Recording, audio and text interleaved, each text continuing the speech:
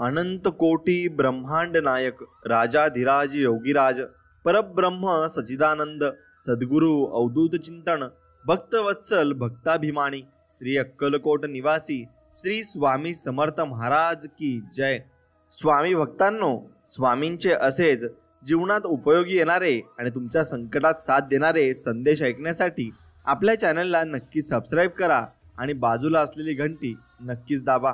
स्वामी भक्तांनो, एक गोष्ट लक्षात घ्या की स्वामी सदैव आपल्या पाठीशी आहेत। स्वामींचे करावे स्मरण कीर्तन, स्वामी चरणी लावावे ध्यान, स्वामी भक्तासी करावी मैत्री, सेवा करावी आई वडिलांची सत्पुरुषांची, स्वामींच्या कथा अनुभव सांगाव्या एकमेका, स्वामी नाम गाये मुखा, याने वाढे सुख शांती भक्ती, होईल आपले आत्मकल्याण। आणि असेच आपले आत्मकल्याण होणार आहे, म्हणून स्वामींची भक्ती करणं कधी सोडू नका। आणि स्वामी आज तुम्हाला एक लौकिक आणि स्वर्गातून पाठवलेला संदेश घेऊन आले आहेत। तो संदेश तुम्ही ध्यान देऊ नाही का? स्वामी तुमच्या जीवनात अत्याधिक आनंद घेऊन येत आहेत आणि तो आनंद तुम्हाला शेवटपर्यंत पुरणार आहे आणि तुमच्या मनातील मोठी इच्छा लवकरच पूर्ण होणार आहे आणि तुमच्या घरात एक चांगली यशाची बातमी येणार आहे। त्यामुळे स्वामींकडे दुर्लक्ष करून चालणार नाही। हा व्हिडिओ मोजून 15 मिनिटे तुम्ही नक्कीच ऐका, तुम्हाला याचा अनुभव येईल आणि तुम्ही भाग्यवान ठराल। स्वामी भक्तांनो, व्हिडिओ सुरू करण्यापूर्वी व्हिडिओला एक लाईक करा आणि कमेंटमध्ये श्री स्वामी समर्थ, जय जय स्वामी समर्थ असं नक्कीच लिहा। जीवनात काही उलटसुलट चांगलं वाईट झालं तरी एक विश्वासू आणि प्रचिती देणारे वाक्य म्हणजे बघू स्वामी आहेत, स्वामी नक्की करतील सर्व ठीक आणि स्वामी सर्व ठीक करतात सुद्धा। म्हणून स्वामी म्हणतात, साधेपणा तुमचा हे अंतिम तुमचं सौंदर्य आहे, क्षमा ही तुमची परम शक्ती आहे, नम्रता हा सर्वोत्तम तुमचा युक्तिवाद आहे आणि ओळख हा एक चांगला संबंध तुमचा आहे। आणि स्वामी जीवनाचे कृष्ण जे जे वेळोवेळी तुम्हाला मार्ग ते दाखवत असतात आणि चांगल्या मार्गाला ते घेऊन जात असतात। म्हणून कमी तर जीवनात प्रत्येकात असते, पण 2 खूप चांगल्या गोष्टी आहेत आपल्यात, त्या म्हणजे प्रामाणिकपणा आणि एकनिष्ठता। मग ते प्रेम असो, नातं असो किंवा मग धार्मिक श्रद्धा असो, एकावरच आणि एकाशीच करतो। सांगणारे भरपूर सांगतात, पण आम्ही फक्त स्वामींशी एकनिष्ठ आणि प्रामाणिक आहोत याचा अभिमान आहे। आणि म्हणून तुम्ही सुद्धा स्वामींशी एकनिष्ठ आणि प्रामाणिक नक्कीच राहिलं पाहिजे।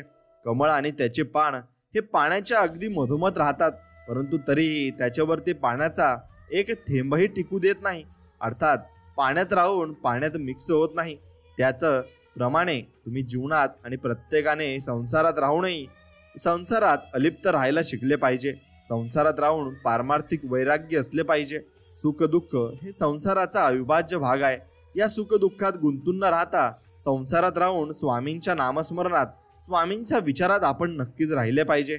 आणि स्वामींच्या मार्गावर चालायचे म्हटले तर त्रास देणार, बरे वाईट बोलणारे, टोमणे मारणारे आणि आपली सेवा बघून पाय मागे खेचण्यासाठी आपले मनोबल कमी करणारे भरपूर भेटतील, पण आपण आपली सेवा करताना कोण काय बोलतं याकडे लक्ष न देता आपली सेवा करत राहायची।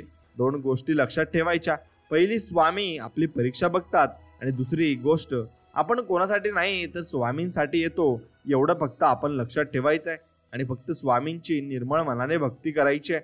नामस्मरण हे एखाद्याशी श्रद्धा नसताना किती पापी असलेल्याने केले तरी देखील ते नाम घेणाऱ्याचे अनेक पालक आणि पातक नष्ट करत असते।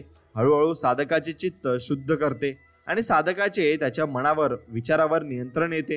अर्थात नामस्मरणाने सैरावैरा धावणाऱ्या देहरूपी स्थावर लगाम बसते आणि मनुष्याचे कल्याण होऊन जाते, हे मात्र निश्चित।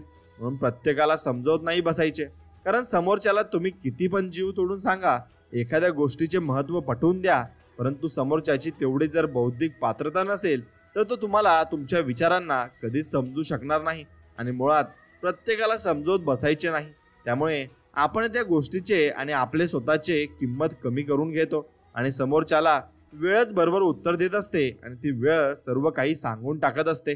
म्हणून माणसाला खूप मोठा भ्रम असतो, मी ही सेवा केली, मी ती पूजा केली, मी इतका जप पारायण केले, एवढं दानधर्म केलं, माझ्यामुळे याचे काम झाले, मी सेवा दिली सांगितली म्हणून झाले, मी आहे तर केंद्र मठ मंदिरं व्यवस्थित चालतात। हा भ्रम काढून टाका, ते आपल्यासारखे लाखो घडवतात आणि मोडतात। लक्षात ठेवा, तुम्ही काहीच नाही करत, तुम्ही फक्त माध्यम आहात। नसता गैरसमज काढून टाका आणि निस्वार्थ जे सेवा करा आणि करता आणि करविता फक्त स्वामी आहेत याच्यावर लक्ष ठेवा. तुम कुछ भी नहीं हो, वो नचाने वाला है और हम नाचने वाले कठपुतली, इतना ध्यान में रखना, असं मी तुम्हाला सांगू इच्छितो. म्हणून तेच आपल्याला नाचवतात आणि आपण फक्त कठपुतली आहोत आणि त्यांच्या हातात सर्व काही भावना आणि त्यांच्या हातात सर्व काही मोठी शक्ती आहे. म्हणून आपली फक्त नियत साफ ठेवा. निंदा कोणाची करू नका, कोणाबद्दल द्वेष ठेवू नका, दुसऱ्याला नावं ठेवू नका. ठेवण्याआधी आपण स्वतःच्या अंतरंगात झुकून बघावे. कोणाचाच तिरस्कार करू नका, कोणाला तडकेतोड उद्धट सारखे बोलू नका. एवढं जर नियम पाळले तर आपण नक्की स्वामींची कृपा प्राप्त करू शकतो. आणि नेमके आपण तेच करत नाही आणि स्वामींना कोसतो की आपल्या आयुष्यात संकट काय येतात. विचार करा आणि आता तुम्ही विचार केला तर कर्मच आपल्याला फिरून येत असतात. जसे आपण कर्म करतो तेच आपल्यासोबत नक्कीच होत असते.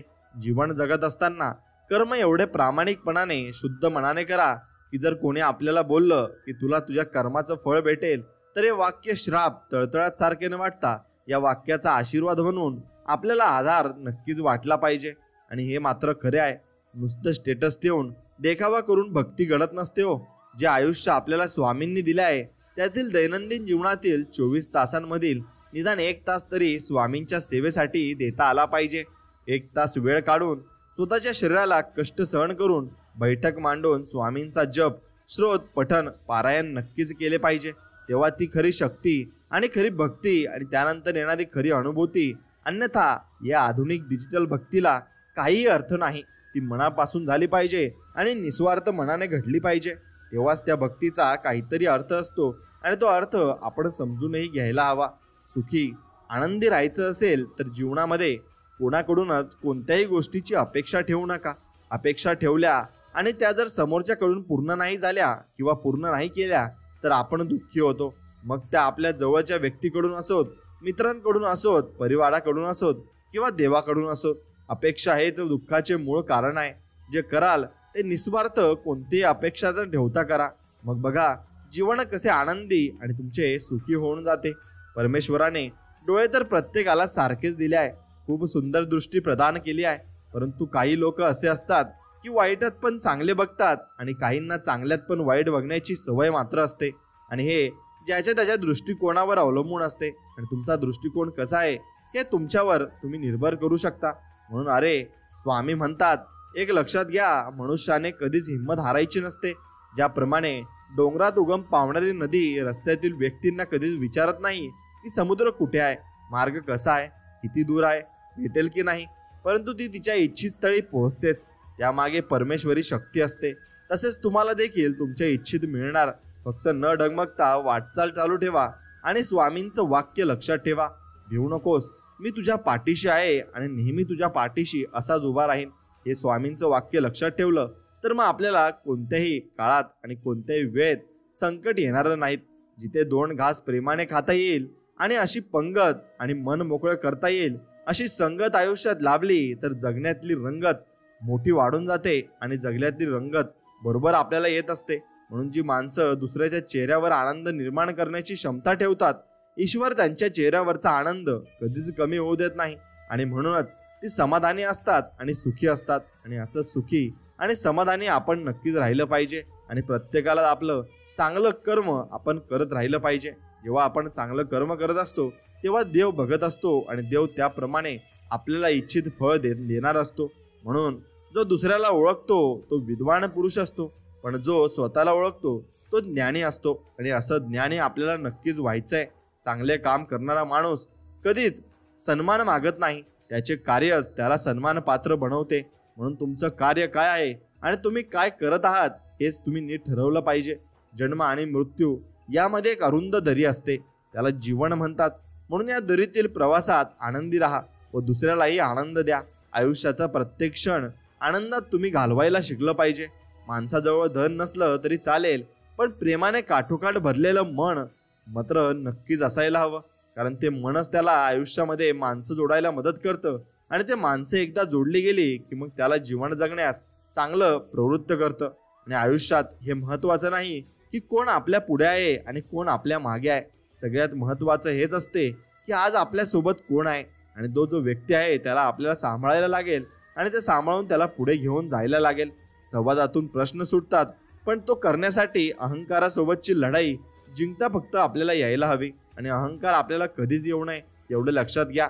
जीवन त्याचेच चांगले आहे जे चांगल्या कामात व्यस्त आहेत आणि जीवन त्यांचेच दुःखी आहे जे दुसऱ्यांच्या आनंदाने त्रस्त आहेत. म्हणून तुम्ही दुसऱ्यांच्या आनंदाने त्रस्त होऊ नका.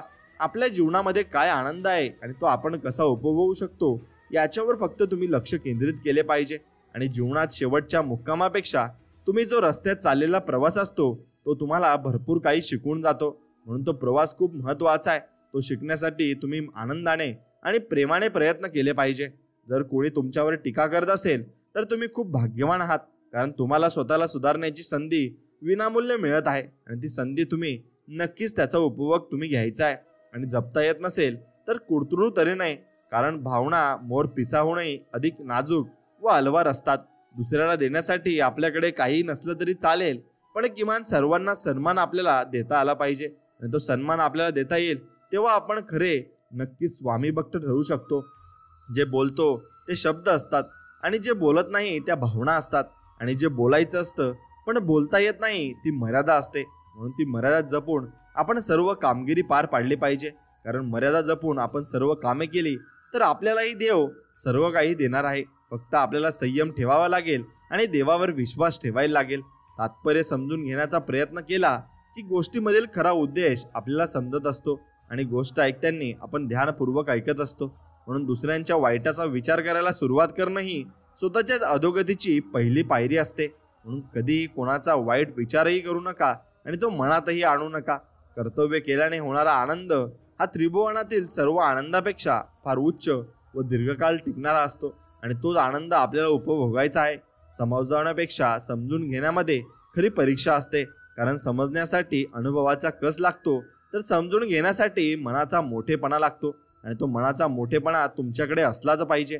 जेव्हा तुम्हाला कोणीही समजून घेत नसेल तेव्हा शांत राहणेच अधिक चांगले असते, कारण वादविवाद चांगल्या गोष्टी बिघडवत असतात आणि त्या गोष्टी त्याप्रमाणे घडतही नसतात. म्हणून जीवनात पर्याय हे वस्तूंसाठी असावेत, व्यक्तींसाठी नव्हते. म्हणून व्यक्तींसाठी तुम्ही पर्याय शोधत असाल तर मग तुम्ही चांगली व्यक्ती तुमच्या हातातून गमवता आणि मग त्या व्यक्तीला परत मिळवण्यासाठी तुम्ही आतोनात प्रयत्न जरी केले तरी तुम्हाला ती व्यक्ती परत मिळणार नाही. म्हणून रात्र सकाळची वाट पाहत नाही, सुगंध हवामानाची वाट पाहत नाही. जे काही सुख मिळेल त्याचा उपभोग घ्या, कारण आयुष्य वेळेची कधीच वाट पाहत नाही. ते फक्त आयुष्य आपलं चालत राहतं आणि वेळ आपल्याप्रमाणे आपण जेवढे प्रयत्न करू तेवढे आपल्याला चांगले येत असते. म्हणून तुमचे प्रयत्नच तुमच्या यशाला जबाबदार असतात. जवळ धन असूनही मनास निराशा जर असेल ना तर त्या श्रीमंतीचा काही उपयोग नसतो. त्यापेक्षा आशेने जगणारा गरीब अधिक सुखी असतो आणि तो त्याला आशा तरी असते ती कधीतरी येईल. म्हणून तुमच्याजवळ ते आहे तर त्याचा उपभोग तुम्ही घ्यायला शिका. आणि वर्तन हा तुमचा आरसा आहे ज्यामध्ये अहंकार आणि संस्कृती तुमची दिसत असते. म्हणून तुमचे वर्तन कसे आहे ना त्याकडे तुम्ही पूर्णपणे लक्ष केंद्रित केले पाहिजे. आणि जीवनात संकट त्रास देण्यासाठी नाही तर आपल्याला लपलेल्या क्षमतेची आठवण करून देण्यासाठी येतात. म्हणून तुम्हाला संकट आली तर त्यांना घाबरू नका. बिंदासपणे तुम्ही त्याला लढायला शिका आणि बोलण्यापूर्वी नेहमी ऐकायला शिका आणि ऐकल्यानंतर समजून घ्यायला शिका. जर तुम्ही समजून घेतले तर तुम्हाला सर्व काही समजेल आणि तुम्ही समजून घेतले नाही तर तुमच्या मनामध्ये भरपूर शंकाही निर्माण होतील. स्वामी भक्तांनो, सत्य आणि स्वाभिमान आपल्याजवळ असेल तर आपल्याला कोणीही हरवू शकत नाही. म्हणून तुम्ही सत्याच्या मार्गावर चालायला शिकलं पाहिजे आणि तुमच्या मनामध्ये चांगला स्वाभिमानही असला पाहिजे. आपले अंतःकरण जोपर्यंत शुद्ध आहे ना तोपर्यंत जगातील कोणत्याही गोष्टीसाठी घाबरायची गरज नसते. फक्त नियत साफ ठेवा. आयुष्यात कुठलीच अडचण येणार नाही आणि कुठली अडचण आली तरी स्वामी आपल्या सोबत पाठीमागे खंबीरपणे उभे आहेत हे आपल्याला नक्कीच कळू शकेल. म्हणून समर्थन असो किंवा विरोध असो विचारांचा असावा, व्यक्तीचा नव्हे. व्यक्तीचा कधीच विरोध करू नये. तुम्ही त्याला नक्कीच समजू शकतो की बाबा तू इथे चुकत आहे आणि त्याचा मी विरोध करतो, पण व्यक्तीला कधी चुकीचा ठरवू नये. त्याचे विचार चुकीचे असू शकतील पण तो व्यक्ती खरोखर चांगला असतो. म्हणून मनाला इतकं मजबूत बनवा की कुठल्याही व्यवहाराने मनाच्या शांतीचा भंग तुमच्या होणार नाही. म्हणून तुमचं मन हे शांत आणि नितळ पाण्यावाने असलं पाहिजे. कुठेही जाईल आणि काही करेल तरी तुमचं मन अगदी शांत असलं पाहिजे. त्याला जीवनामध्ये महत्त्व असतं. आनंदी राहायचे असेल तर लोकांच्या गोष्टीवर कमी आणि आपल्या विचारांवर जास्त लक्ष तुम्ही दिले पाहिजे. कारण आपल्या विचारांवर लक्ष दिले तर आपले विचार आपल्याला नक्कीच यशाच्या शिखरावर घेऊन जातील. आणि विष आणि शब्द एकाच ताकदीचे आहेत. विषाचा एक थेंब शरीरात गेला तर तो जीवन संपवतो आणि गैरसमजुतीचा एक शब्द कानात शिरला की तो मोठमोठी नाती संपवत असतो. म्हणून तुम्ही शब्द वापरताना सुद्धा नक्कीच विचार करून वापरली पाहिजे. कारण कोणाच्या मनाला काय लागेल हे कधीच सांगता येत नाही. आणि अपयश नावाच्या रोगासाठी आत्मविश्वास आणि अथक परिश्रम हे जगातील सर्वात गुणकारी औषधे आहेत. म्हणून तुम्हाला ते प्रयत्न आणि परिश्रम करावे लागतील. आणि मनामध्ये आत्मविश्वास ठेवून चालले तर जगात अशक्य असे काहीच नाही. तुम्हाला सर्व काही मिळणार आहे आणि सर्व काही स्वामी तुम्हाला देणार आहेत. फक्त विश्वास ठेवा आणि संयम ठेवा. मन मोकळा संवाद साधायचा असेल ना तर प्रथम संशय आणि अविश्वासाच्या भिंती पाडायला हव्यात. आणि त्या भिंती पाडल्या की आपल्याला नक्कीच संवाद साधता येईल. आणि त्या संवादामध्ये तेवढी प्रतिकार शक्ती सुद्धा असेल आणि ट्रान्सपरन्सी असेल. म्हणून प्रत्येकाची गोष्टीची नकल करता येते पण चारित्र्य आणि ज्ञानाची नक्कल करता येत नाही. ती कमवावी व मिळवावीच लागते. म्हणून तुम्हाला ज्ञान हे कुठून विकत मिळणार नाही, ते तुम्हाला स्वतःला मिळवायला लागेल. आणि ते ज्ञान मिळवताना तुम्हाला ज्या अनुभवातून तुम्ही शिकाल तेच अनुभव तुम्हाला पुढे जाऊन साथ देतील आणि भरपूर काही तुम्हाला मदत करतील. म्हणून विचार आणि पाणी नेहमी स्वच्छ असावे. दूषित पाणी स्वास्थ्य बिघडवते तर दूषित विचार तुमचे आयुष्य पूर्णपणे बिघडून टाकत असते. आणि सोबत कितीही लोक असू द्या, शेवटी संघर्ष स्वतःलाच करावा लागतो. म्हणून अडचणीत आधार शोधू नका, एवढं लक्षात घ्या. स्वतः उभे राहा आणि स्वतः लढायला शिका. सर्व काही तुमच्याकडून शक्य होईल. माणूस आनंदामागे धावत नाही तर आनंदाच्या संकल्पामागे धावतो. विशिष्ट प्रकारचा आनंद मिळवायला हवा हा अट्टाहासच खरं तर दुःखाचं कारण बनतो. म्हणून अट्टाहास तुम्ही कधी करू नका. फक्त साठवत राहाल तर सडून जाईल आणि वाटत राहाल तर वाढत जाईल. म्हणून तुम्ही ज्ञान वाटत चला. तुमचं ज्ञान आपोआप वाढत जाईल आणि तुमच्या ज्ञानामध्ये भरपूर काही वृद्धी होईल. म्हणून तुम्ही असं समजू नका की मी कोणाला काही सांगितले तर तू त्याचा फायदा घेईल. तसं काही नसतं. तुमच्या नशिबात असेल तर तुम्हाला मिळेल, त्याच्या नशिबात असेल तर त्याला मिळेल. एवढं तुम्ही काही गोष्ट करायची आणि विचार करण्याची गरज नसते. फक्त सर्वांना वाटत चला, देवही तुम्हाला त्याचप्रमाणे फळ देईल. म्हणून सुगंधाशिवाय फुले, समाधाशिवाय प्राप्ती, हेतूशिवाय कर्म आणि आनंदाशिवाय जीवन तुमचे पूर्णपणे व्यर्थ आहे. म्हणून तुम्हाला जीवनामध्ये आनंद हा असावाच लागतो. फक्त माणूस असणे पुरेसे नाही तर माणसाच्या आत माणुसकी असणेही आवश्यक असते. आणि माणुसकी ज्याच्या जवळ असते तो व्यक्ती खरंच निर्मळ मनाचा असतो आणि त्याच्या मनात कोणाविषयी काही द्वेष नसतो. जीवन हा एक पाण्याचा प्रवाह आहे. समुद्र गाठायचा असेल तर खाचखळगे पार करावेच लागतील. आणि एक खाचखळगे पार केल्यावरच आपल्याला अंतिम सत्य आणि चांगले सत्य बघायला मिळेल. सर्वांना आनंदी ठेवण्यापेक्षा सर्वांसोबत आनंदी राहणे चांगले आहे. आणि सर्वांसोबत आनंदी राहिले की आपल्यालाही भरपूर आनंद जीवनामध्ये प्राप्त होऊ शकतो. एका यशस्वी दिवसामागे संघर्षाची त्यामागची नक्कीच अनेक वर्ष असतात आणि त्या वर्षाचा अनुभव त्याच्या पाठीमागे असतो. म्हणून त्या वर्षाचा अनुभव घेण्यासाठी तुम्हाला प्रयत्न चिकाटीने आणि चांगल्या प्रकारे करायला लागतील. आणि तुम्ही कुठे खचलात तर स्वामी तुम्हाला नक्कीच पाठबळ देतील आणि तुमच्या पाठीशी उभे राहतील. फक्त तुम्ही एक पाऊले टाका, स्वामी पुढचे 10 पावलं तुमचे टाकतील. फक्त तुम्ही ते सुरुवात करायला हवी. आणि अंधारातल्या मनातला काळोख जितका घनदाट तितकाच त्याला भेदणारा आशेचा किरण तीव्र प्रकाशमान असतो. आणि मित्रांनो, प्रामाणिकपणा हे दुसऱ्याला दिलेले वचन नसून चांगले आयुष्य जगण्यासाठी स्वतःलाच घातलेला एक नियम आहे, जो तुमच्या व्यक्तिमत्वाचे सौंदर्य खुलवत असतो. आणि तुम्ही जेवढे जास्त प्रामाणिक राहाल तेवढं तुमची साथ तेवढीच जास्त देतो. आणि प्रत्येक गोष्टीत चांगले पाहण्यासाठी आपल्या मनाला प्रशिक्षित करा. सकारात्मकता ही एक निवड आहे. तुमच्या जीवनाचा आनंद हा तुमच्या विचारांच्या गुणवत्तेवर अवलंबून असतो. आणि तुमचे विचार कसे आहेत त्यावर तुमचं जीवन पूर्णपणे निर्भर सुद्धा असतं. म्हणून साखर अंधारात किंवा उजेडात खाल्ली तरी ती नेहमी गोड तोंडच करते. त्याचप्रमाणे चांगले कर्म नकळत जरी केले तरी त्याचे फळ नेहमी गोड असते आणि ते फळ आपल्याला नक्की चाखायलाही मिळत असते. म्हणून वास्तवाचा विचार करून जगण्यातच खरा आनंद आहे. बाकीचा मोठेपणा या जगासाठी मांडलेला देखावा असतो. म्हणून आपण फक्त आपल्या वास्तवमध्ये आपल्याकडे काय आहे त्यात आनंदी राहून आपण सुखी समाधानी जीवन जगलं पाहिजे. आणि ज्या माणसाच्या मनात स्वार्थ नसतो तीच माणसे बरोबरला बरोबर आणि चुकीला चूक म्हणण्याची हिंमत ठेवत असतात. कारण त्यांच्या मनात अजिबात अहंकार नसतो. आणि मन हे असं पाखरू आहे ना, ज्याला उघडण्यासाठी पंखाची नाही तर मनसोक्त विचारांची गरज असते. म्हणून तुमच्या मनात जर मनसोक्त विचार असले तर तुमचं मनही याच प्रकारे उडेल आणि मनसोक्त फिरेल. म्हणून माणूसच माणसाचे औषध आहे. काही कारणामुळे आणि माणसांमुळे वेदना होतात, तर काहीमुळे वेदना कमी होत असतात.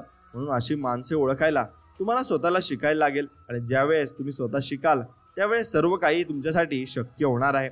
आणि स्वामी भक्तांनो, काही निकामी गोष्टी सोडून द्यायला शिका.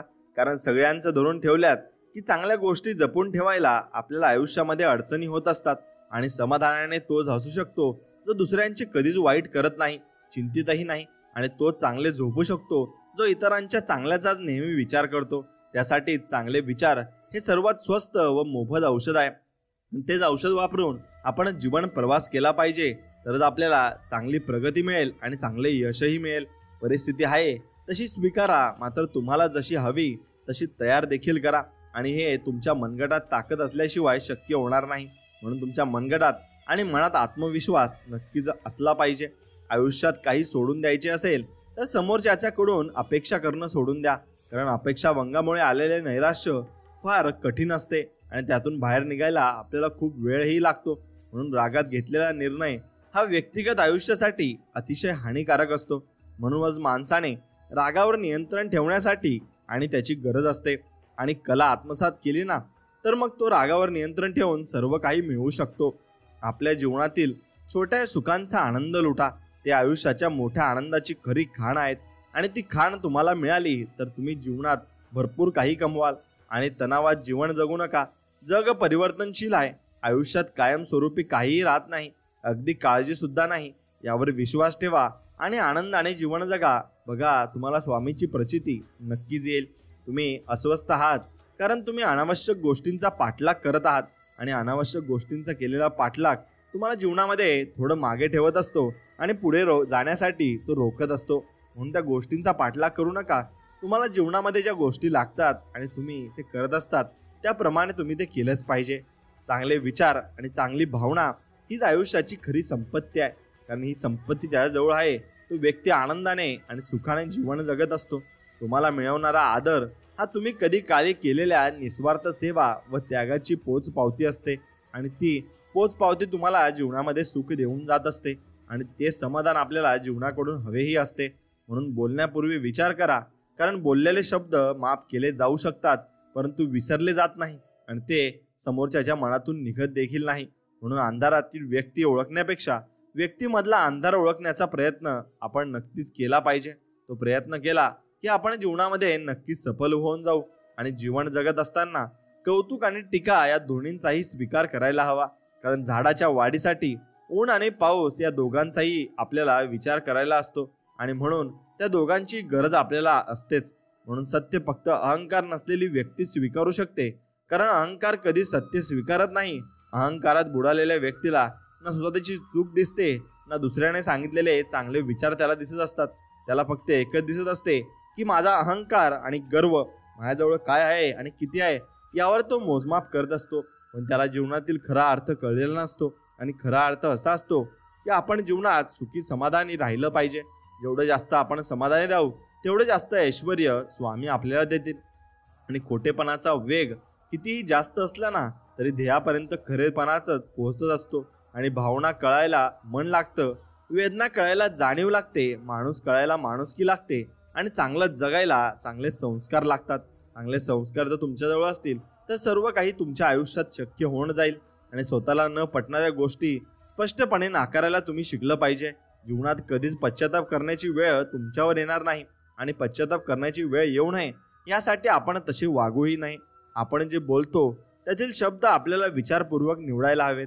शब्दांचा ऐकणाऱ्यांच्या जीवनावर चांगला व वाईट प्रभाव पडू शकतो. म्हणून तो प्रभाव न पडण्यासाठी तुम्हाला जीवन चांगल्या पद्धतीने जगावंच लागेल.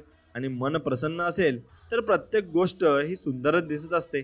आणि प्रत्येक गोष्टीमध्ये आपल्याला निरागसपणा आढळत असतो. म्हणून तुमचं मन स्वच्छ असायला हवं. 100 वेळा तुटून पडलात तरी चालेल, पण पुन्हा उभं राहून धावायची तयारी मात्र तुम्हालाच ठेवायची आहे. कारण तेच तुम्हाला करायचं आहे आणि तेच तुम्हाला जीवनात भरपूर काही मिळवून देईल. या छोट्या छोट्या गोष्टी आपल्याला भरपूर मिळवून देतात आणि काहीतरी अर्थ जीवनाला सांगून जात असतात. म्हणून कुणाच्याही सांगण्यावरून माणसाची किंमत ठरवू नका. माणसं ओळखताना स्वतःचा अनुभव वापरा. म्हणजे चांगली माणसं तुमच्याकडून कधीच लांब जाणार नाहीत आणि ते तुमच्याकडून कधीच दुरावणार नाहीत. म्हणून लोकांचे सल्ले जरूर घ्या, कारण ते फुकट असतात. पण निर्णय मात्र स्वतः घ्या, कारण ते अमूल्य असतात. आणि निर्णय घेताना तुम्ही खरंच विचार करून निर्णय घेतला पाहिजे, कारण त्यामागे आपलं दुःख आणि सुख लपलेलं असतं. आणि चंदन असल्याची घोषणा चंदनाला कधीच करावी लागत नाही. त्याचा गंध आणि सुगंध हा वाऱ्याबरोबर आपोआप पसरतो आणि आपल्याला कळत जातं. म्हणून त्या प्रकारे तुम्ही काय काम करता आणि कसं जीवन जगता आणि लोकांसोबत कसं वागता यावर तुमचं जीवन नक्कीच बहरून जाईल. आणि तुमच्या एक आत्म्यामधून एक वेगळा सुगंध येईल, जो फक्त देवाला कळेल. म्हणून माणूस समाधानकारक जीवन तेव्हा जगायला लागतो जेव्हा त्याला समजतं की शेवटी कुठेतरी थांबायचं असतं आणि शेवटी कुठेतरी काहीतरी करायचं असतं. म्हणून आपल्याला नक्कीच अशा वाईट सवयींपासून लांब गेलं पाहिजे आणि चांगल्या सवयी आपल्या जीवनामध्ये आपण आत्मसात केल्या पाहिजे. जेवढ्या जास्त चांगल्या सवयी आपल्या जीवनामध्ये आपण आत्मसात करू, तेवढं चांगलं आयुष्य आपल्याला जीवनाकडून मिळत जाईल. आणि स्वतःला सिद्ध करण्यावर नव्हे तर स्वतःला सुधारण्यावर भर द्या. स्वतःला सुधारण्यावर भर दिली तर आपण आयुष्य चांगल्या प्रकारे जगू शकतो. आणि सत्य ही अशी एक श्रीमंती आहे ना, जी एकदाच खर्च करून त्याचा आयुष्यभर आपल्याला आनंद उपभोगता येतो. पण असत्य हे एक प्रकारचे लय मोठे कर्ज आहे. त्यामुळे तत्काळ सुख मिळतं, परंतु आयुष्यभर त्याची परतफेड आपल्याला करावी लागते. कारण मी तुम्हाला सांगितलं होतं की तुम्ही जसे कराल तसेच तुमच्या वाट्याला येईल. म्हणून तुम्ही खोटे बोलाल तर लोकही तुमच्याशी खोटंच बोलतील आणि तेच तुमच्या मार्गाला येऊ शकतं. म्हणून त्याच्यावर तुम्हाला लक्ष द्यायला हवं. आणि ते लक्ष दिलं तरच तुम्ही त्यात नक्कीच मोठेपणा गाजवाल. म्हणून स्वार्थ तुमचा सोडून द्या आणि मनुष्याला त्यातून आनंदही घेता येईल. कारण स्वार्थ सोडला तर आनंद माणसाला होत असतो आणि तो आनंद दुसऱ्याला आपल्याला देता सुद्धा येत असतो. आणि जर तुम्ही दुसऱ्यांसाठी दीप प्रज्वलित केलात तर तो तुमचाही मार्ग प्रकाशमान नक्कीच करणार आहे. म्हणून तुम्ही कोणालाही मागे ठेवू नका. प्रत्येकाला पुढे घेऊन जा आणि प्रत्येकाला आपल्या जीवनातील सर्व काही गोष्टी सांगा. सर्व काही तुमचं काम व्यवस्थित आणि चांगल्या रीतीने पार पडेल. कामं केल्यानेच माणूस थकतो असं नसतंच. कधी कधी काही विचाराचं ओझं सुद्धा माणसाला थकवणारे असतात आणि ते ओझं माणसाला इतकं थकवतात की जीवनातून त्यांना पूर्णपणे कंटाळा येत असतो. जीवनातील 7 सत्य आहेत. आरसा खोटे बोलू देत नाही, ज्ञान घाबरवू देत नाही, अध्यात्म मोहपाशामध्ये अडकत नाही, सत्य कमकुवत होऊ देत नाही, प्रेम द्वेष करू देत नाही, विश्वास दुःखी होऊ देणार नाही, कर्म जीवनात अपयशी होऊ देणार नाही आणि जीवनात आपल्याला स्वामी कधीच अपयशी होऊ देतही नाही. म्हणून आपणच आपल्या दुःखाचे कारण बनतो आणि आपण दुसऱ्याला दोष देत असतो. म्हणून आपण आपल्या दुःखाचे कारण बनतात. मग त्यावर आपण पूर्णपणे विचार करायला हवा. पूर्णपणे विचार केला तरच आपल्याला त्याचे पूर्णपणे उत्तर मिळेल. आणि कमावलेलं तुमचं नातं आणि जिंकलेलं मन ज्याला सांभाळता येतं ना, तो आयुष्यात कधीच हारत नाही आणि कधीच मागेही पडत नाही. म्हणून तुम्ही फक्त चांगल्या गोष्टी ऐकण्याची वाचण्याची ज्यांना सवय असते त्यांना चांगलं बोलण्याची सवय आपोआप लागत असते आणि आपोआप त्यांना चांगल्या सवयी त्यांच्या अंगी जडत असतात. म्हणून तुम्ही चांगल्या सवयी अंगीकारणं तेवढंच महत्त्वाचं आहे. आणि अपेक्षा तुमच्या संपल्या की मन शांत आणि हलकं तुमचं होऊन जाईल. आणि मन शांत आणि हलकं झालं की सर्व काही आयुष्यामध्ये तुमच्या ठीक होऊन जाईल. आणि खूप लहानशी गोष्ट आहे, परंतु जीवनाचं सत्य आहे. तुमचा स्वभावच तुमचं भविष्य आहे आणि तुमचा स्वभावच तुम्हाला जीवनामध्ये सर्व काही मिळवून देईल. फक्त तुमचा स्वभाव निस्वार्थ असला पाहिजे आणि त्यामध्ये कुठलाही गर्व आणि अहंकार नसायला. आणि तो अहंकार असला की मग सर्व काही नष्ट होऊन जाते. स्वतःची चूक स्वतःला कळली की बरेच प्रश्न तुमचे सुटून जातात. कारण स्वतःची चूक कळायला सुद्धा मोठे भाग्य लागते आणि मोठे मन सुद्धा लागते. आणि संघर्षाशिवाय कधी काही मोठे निर्माण होत नाही आणि ते होणारही नाही. कारण प्रत्येकाला संघर्ष करावे लागतात. कोणी संघर्ष आपले सांगतं तर कोणी म्हणतं की मला माझ्या नशिबात होतं म्हणून मिळालं. म्हणून आपल्याला जे मिळालं नाही ते दुसऱ्याला तरी मिळावं हा विचार ज्या क्षणी आपल्या मनात जन्म घेतो तेव्हापासून खऱ्या अर्थाने आपला प्रवास निरपेक्ष माणुसकीच्या दिशेने सुरू होत असतो. आणि ही माणुसकीच तुम्हाला जीवनामध्ये भरपूर काही देऊन जात असते. आयुष्यात गैरसमज न होण्यासाठी सर्वात गुणकारी औषध म्हणजे कानापेक्षा डोळ्यांवर जास्त आपण विश्वास ठेवला पाहिजे. जेवढा जास्त तुम्ही कानावर विश्वास ठेवाल लोक तुमची कानं भरतील आणि भरपूर काही गैरसमज तुमच्या मनात निर्माण होतील. असे गैरसमज निर्माण होण्यासाठी भरपूर लोक जबाबदार असतात आणि त्या लोकांमध्ये तसे गुणही असतात. म्हणून चुका नेहमी काही ना काही शिकवतात. कधी चांगलं तर कधी वाईट अनुभवांची जाणीव करून देत असतात आणि त्या चुका आपल्याला जीवनाचा अर्थ सांगत असतात. आणि परिस्थिती बदलायची असेल तर सर्वात आधी विचार बदला. पण फक्त विचार बदलून चालणार नाही तर त्या विचारांवर समाधान काय आहे हे तुम्ही शोधायला हवं. ते समाधान शोधलं की सर्व काही त्यासाठी शक्य होऊन जाईल आणि सर्व काही त्यामध्ये भरपूर काही मिळून जाईल. आणि स्वप्न थांबली की तुमचं आयुष्य थांबतं. विश्वास उडाला की आशा संपते. काळजी घेणं सोडलं की प्रेम संपत असते. म्हणून स्वप्न पहा, विश्वास ठेवा आणि काळजी घ्या. आयुष्य खूप सुंदर आहे आणि ते अजून सुंदर स्वामींना तुमच्यासाठी बनवायचं आहे. त्यामुळे स्वामींचं नामस्मरण नक्कीच करा. विचारांचा प्रभाव मनावर पडतो आणि मनाचा प्रभाव हा शरीरावर पूर्णपणे पडत असतो. शरीर आणि मन या दोन्हींचा प्रभाव जीवनावर पडत असतो. म्हणून माणूस नेहमी चांगले विचार मनात आणवेत आणि समाधानी फक्त राहावे. एवढंच फक्त तुम्हाला करायचं आहे. एवढं जास्त तुम्ही समाधानी राहाल तेवढं जास्त तुम्ही सुखी आणि आनंदी जीवनात राहाल. म्हणून स्वामी भक्तांनो, खोट्या माणसाचा मोठा आवाज खऱ्या माणसाला शांत करत असतो, पण खऱ्या माणसाचे मौन खोट्या माणसाला मुळापासून उखडून टाकत असते. म्हणून तुम्ही शेवटपर्यंत सत्याच्या मार्गाने चाललं पाहिजे, हीच माझी अपेक्षा आहे. आणि लहान विचार संशयाला जन्म देतात आणि मोठे विचार समाधानाला. तर तुम्ही ऐकायला शिकलात तर सहन करायला शिकाल, आणि जर तुम्ही सहन करायला शिकलात तर तुम्ही नक्कीच जीवन चांगल्या पद्धतीने जगायलाही शिकाल. म्हणून संधी आणि सूर्योदय या दोघांमध्ये एकच समानता आहे, ती म्हणजे उशिरा जाग येणाऱ्यांना या दोन्ही मिळतच नाही आणि ती संधी कोणालाच मिळणार नाही. कारण तुम्ही सकाळी लवकर उठून देवाचे नामस्मरण करून नक्कीच कामाला सुरुवात केली पाहिजे. बघा, तुम्हाला त्याचा अनुभव सुद्धा येईल. आणि चांगले विचार, चांगली भावना आणि चांगले आचरण हीच आयुष्याची खरी संपत्ती आहे. आणि हीच संपत्ती आपल्याला जीवनामध्ये मिळवायची सुद्धा आहे. म्हणून स्वामी भक्तांनो, व्हिडिओ आवडत असेल तर व्हिडिओला एक लाईक करा आणि कमेंटमध्ये श्री स्वामी समर्थ, जय जय स्वामी समर्थ, स्वामी कृपा करा असं नक्कीच लिहा. मित्रांनो, आजकालच्या धावपळीच्या युगात तुम्हाला वेळेचं महत्त्व कळायला हवं. आणि तुम्ही वेळेचा आदर केला तरच वेळ तुमचाही आदर करेल. त्यामुळे तुम्ही वेळेला सर्व काम करणं हे महत्त्वाचं असतं. आणि तुम्हाला टाईम मॅनेजमेंट माहीत असणं महत्त्वाचं असतं. तरच तुम्ही जीवनामध्ये भरपूर काही कमी वेळात मिळवू शकता. आजकाल वेळाची एवढी कमतरता का भासते बरं? दिवस 24 तासांचा काळ असतो, ज्यातला अधिकांश वायात जात असतो. म्हणून आजकाल आपल्याला वेळ पुरत का नाही यावर तुम्ही कधी विचार केला आहे का? वेळात कामे झाले नाहीत किंवा केले नाहीत की आपली चिडचिड होते, संताप होतो, राग येतो, तणाव वाढतो, वेळ पुरत नाही म्हणून सगळेजण कायम घाई गडबडीत दिसतात. आणि या सगळ्या भानगडीत मग ब्लड प्रेशर वाढते, मानसिक संतुलन बिघडते आणि कधी कधी तर अपघातही होतात.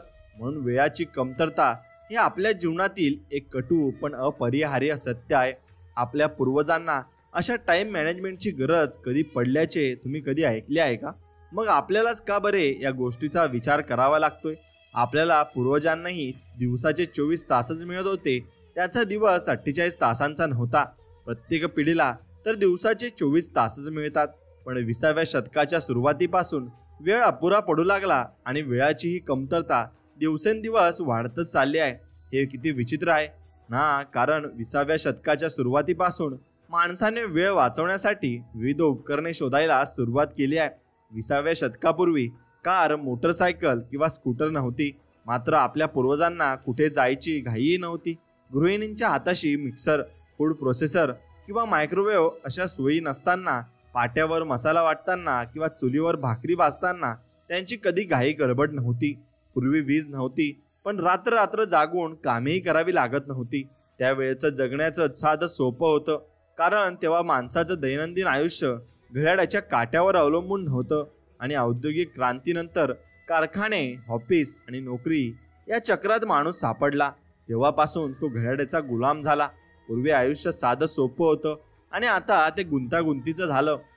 हेच आपल्या समस्येमुळे मूळचं कारण आहे. पूर्वी आयुष्य संत गतीने चालायचं, आता ते वेगवान झालंय.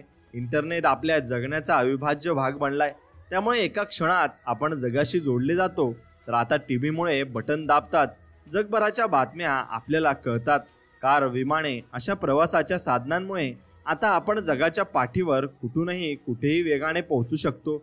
आता आपल्याजवळ 3G मोबाईलमुळे आपण हवे त्याच्याशी बोलू शकतो, बघू शकतो. अशा आधुनिक शोधांमुळे आपल्या जीवनाचा वेग वाढलाय. आणि त्याचबरोबर वेळाच्या अभावाचं कारणही ही आधुनिक उपकरणेच आहेत. आणि त्यांच्यामुळे आपण जगाशी जोडले जातोय, पण कदाचित स्वतःपासून दूर जातोय. काही वेळा प्रश्न उत्तरापेक्षा अधिक महत्त्वाचे असतात आणि ते आपल्याला पडलेच पाहिजे. आणि उत्तरापेक्षा प्रश्न पडणं ही चांगली गोष्ट आहे. ती जीवनात आपल्याला भरपूर मार्ग देत असते आणि भरपूर मार्ग आपल्या जीवनातून मोकळे करत असते आणि ते मोकळे झालेले मार्ग आपल्याला जीवनात भरपूर पुढे घेऊन जात असतात. म्हणून मित्रांनो, तुम्हाला प्रश्न हे पडावेच लागतील आणि प्रश्न पडले तरच त्याचं उत्तर तुम्हाला गवसणार आहे. म्हणून तुम्हाला प्रश्न ही गोष्ट एक लक्षात घ्यायची आहे. तुम्हाला जर खरोखर वेळाच्या सदुपयोगाचा गांभीर्याने विचार करायचा असेल तर यावरची साधी सरळ उपाय म्हणजे या आधुनिक उपकरणांपासून दूर राहा आणि परत एखाद्या जुन्या जीवनशैलीचा स्वीकार करा. असे केलेत तर तुमचे जगणे सोपे होईल. नाही म्हणजे तुम्ही मातीची चूल वापरा किंवा मुंबई पासून दिल्लीपर्यंत पायी जा असे नाही. मोबाईल, टीव्ही, इंटरनेट, चॅटिंग अशा वेळ वाया घालवणाऱ्या गोष्टींचा वापर कमी करा. एवढंच माझं सांगणं आहे. पूर्वी घड्याळ आपल्यावर हुकूमत गाजवत नव्हतं. याचं कारण म्हणजे बहुतांश लोकांकडे घड्याळच नव्हतं. घड्याळाच्या गजराची गरज नव्हती. कोंबड्यांची बांग झोपेतून उठवायची. सकाळी उठून 8:18ला ची लोकल पकडायचा ताण नव्हता आणि एखादे काम सकाळी 9च्या ऐवजी 9:15ला झालं तरी चालत होतं. काही फरक पडत नव्हता. पण आज मात्र पडतो. हे नक्कीच विचार आणि हे विचार बघण्याच्या आधी आणि ऐकण्याच्या आधी एक गोष्ट नीट समजून घ्या. मधुमेह, उच्च रक्तदाब, कोलेस्ट्रॉल आणि हृदयरोग याप्रमाणे वेळाचा अभाव ही देखील एक आधुनिक समस्या आहे आणि या समस्येचे मूळ आधुनिक जीवनशैलीत आहे. तर तुम्हाला या समस्येवर उपाय हवा असेल तर तुम्हाला तुमची जीवनशैली बदलावी लागेल. लक्षात ठेवा, जग बदलणार नाही, बदलावं तुम्हालाच लागेल. जर तुम्ही तुमची जीवनशैली आणि विचारसरणी बदलली तर तुमच्या आयुष्यातलं वेळाचं समीकरणही बदलेल. आणि अल्बर्ट आइन्स्टाईननं म्हटलं होते की आपल्या समोर ज्या महत्त्वाच्या समस्या टाकलेल्या असतात त्या विचारांच्या ज्या पातळीवर आपण निर्माण केल्या त्याच पातळीवरून सोडवता येत नाहीत. जग खूपच बदलतंय. आपण मोठे लहानांना हरवत नाही तर वेगवान माणूस कमी वेगाने वाटचाल करणाऱ्या व्यक्तीचा पराभव नक्कीच करू शकतो. आता चेंडू तुमच्या कोर्टात आहे. आपले विचार बदला, जीवनशैली बदला आणि वेळाचं योग्य व्यवस्थापन करून तुमचं जीवन बदला. या संदर्भात आधुनिक व्यवस्थापन शास्त्रातले गुरु पीटर रुकर यांचे शब्द लक्षात ठेवा. जोपर्यंत आपण वेळाचं व्यवस्थापन करू शकत नाही तोपर्यंत आपण कोणत्याच गोष्टीचे व्यवस्थापन करू शकत नाही. आधुनिक औद्योगिक युगातील सगळ्यात महत्त्वाचे यंत्र हे वाफेचे इंजिन नसून घड्याळ हे आहे. म्हणून मित्रांनो, दुसरा प्रश्न आपल्याला पडतो तो म्हणजे आपल्या जवळ खरंच किती वेळ आहे आणि तो आपण कसा मोजू शकतो आणि कसं त्या वेळेचं व्यवस्थापन आपण चांगल्या रीतीने करू शकतो. म्हणून माझ्याजवळ थोडाही फावला वेळ नाही असं तुम्ही कसं काय सांगू शकता आणि म्हणू शकता? Helen Keller, Louis Pasteur, Michael Angelo, mother Teresa, Leonardo Vinci, Thomas Jefferson आणि अल्बर्ट आइन्स्टाईन यांच्याजवळ दिवसाचे जितके तास होते तेवढेच तुमच्या जवळही आहेत असं एच जॅक्सन ब्राउन म्हणतात. मित्रांनो, धात्याने एखाद्या विधात्याने आपल्याला माणूस घडवताना काही जणांना अधिक तर काही जणांना कमी सौंदर्य बहाल केलाय. तेच आपण बुद्धीच्या किंवा संपत्तीच्या बाबतीत म्हणू शकतो. सौंदर्य, पैसा, बुद्धी यांच्या बाबतीतही कमी अधिक होऊ शकतं. मात्र वेळ ही गोष्ट अशी आहे की ती मात्र त्याने सर्वांना एक सारखी दिली आहे. एका दिवसाचे 24 तास. वेळ ही अशी संपत्ती आहे जी बँकेत जमा करता येत नाही. वेळ पुढे सरकणं तुमच्या हातात नाही. घड्याळाच्या काट्याबरोबर वेळ पुढे पुढे सरकत राहतो आणि आपल्या हातातून निसटतो सुद्धा. या वेळाचा आपण कसा उपभोग करतो तेच फक्त आपल्या हातात होतात. आणि वेळाचा सदुपयोग केलात तर परिणाम चांगले होतात, दुरुपयोग केलात तर वाईट परिणाम येतात. पण एक गोष्ट लक्षात घ्या, म्हणायला आपल्याकडे 24 तासच असतात पण वास्तविक एवढे तास आपल्याला मिळत नाही. खरं तर वेळाच्या मोठ्या भागावर आपलं नियंत्रण नसते आणि 8 तास झोपेत जातात आणि 2 तास खाणं पिणं आणि इतर दैनंदिन गोष्टीत जातात. याचा अर्थ आपल्या हातात खरे तर 14 तास होतात आणि दुसऱ्या शब्दात सांगायचं तर 58 वेळेचे तास टक्के उरतात आणि नियंत्रण करणं आपल्याला शक्य आहे. उरलेल्या 42% वर आपलं नियंत्रण नाही. सोयीसाठी असं म्हणूया की 40% वेळावर आपला ताबा नाही, 60% वेळावर आहे. आणि भर्तुहरीने या संदर्भात अनेक शतकांपूर्वी जे म्हटले आहे ते आजही लागू पडतं. विधात्याने माणसाला 100 वर्षाचे आयुष्य दिले आहे. त्यातील निम्मे रात्रीत निघून जाते आणि उरलेल्या निम्म्यातील अर्धा भाग लहानपण आणि वृद्धावस्थेत खर्च होतो. जी काही 25 वर्षे उरतात त्यात माणसाला आजारपण, वियोग आणि अधिक दुःखे सहन करावी लागतात, नोकरी करावी लागते. त्यामुळे पाण्यावर उठणाऱ्या तरंगांसारखं चंचल असलेल्या आयुष्याला सुखाला काडी मात्र जागा नाही. वेळ ही अमूल्य गोष्ट आहे कारण ती जगातील एकमेव अशी गोष्ट आहे की ती मर्यादित आहे. तुम्ही पैसा गमावलात तर तो परत मिळवू शकता, घर गमावलेलं तर परत घेऊ शकता, मात्र वेळ घालवता तर तो परत येत नाही. आपल्याजवळ आयुष्यात वेळ खूप कमी आहे आणि तो मर्यादित आहे. जर आपण आपलं आयुष्य 100 वर्षाचं मानलं तर आमच्या जीवनात 36,500 दिवसच येतात. आणि आत्ता लगेच हिशोब करा की या 36,500 दिवसातील तुमच्याजवळ किती दिवस उरलेले आहेत. या उरलेल्या किती दिवसात तुम्हाला तुमची ध्येयसिद्धी प्राप्त करायची आहे. आणि पुढे दिलेल्या सोप्या आकडेवारीनुसार तुम्ही तुमचं स्वप्नच स्वतःचं तुमच्याकडे किती दिवस शिल्लक आहेत ते पडताळून पाहू शकता आणि तुम्ही त्यानुसार काम करू शकता. मित्रांनो, गमावलेला पैसा स्वकष्टाने परत मिळवू शकता, पण गमावलेलं ज्ञान पुन्हा अभ्यासाने कमवू शकता. पण गमावलेलं आरोग्य औषधोपचाराने आणि संयमाने परत मिळवू शकता. मात्र गेलेला वेळ हा तुम्ही कायमचाच गमावलेला असतो, तो परत मिळवता येत नाही हे मात्र निश्चित. म्हणून आयुष्यातले एकूण दिवस आपले 36,500 असतात. गेलेले दिवस आपण त्यात टाकायचे आहे आणि तुमचं वय गुणिले 365 करायचे. उरलेले दिवस तुमचे असतात. जर आयुष्यात काही बनायचे असेल, करायचे असेल, कमवायचे असेल तर वेळाचा जास्तीत जास्त सर्वोत्तम उपयोग कसा करता येईल ते शिकलं पाहिजे. कारण या भूतलावरील आपल्याकडे असलेल्या मर्यादित वेळात आपल्याला पैसा, प्रसिद्धी, सुख, यश जे काही हवं ते मिळवायचं असतं. कॅलेंडर फसवं असतं. आपण जितक्या दिवसांचा उपयोग करू तितकेच दिवस वर्षात असतात. एक व्यक्ती एका वर्षाचा केवळ एका आठवड्या इतकाच उपयोग करून घेऊ शकते, तर दुसरी व्यक्ती एकाच आठवड्यात संपूर्ण वर्ष इतके मूल्य कमावत असते. मग असा फरक का? म्हणून ते व्यक्तीवर अवलंबून असतो. तो त्या वेळेचा कसा सदुपयोग करतो आणि त्या वेळेला कसा वेळ देत असतो. म्हणून तुमचा वेळ किती मौल्यवान आहे हे तुम्ही नक्कीच चाचपलं पाहिजे.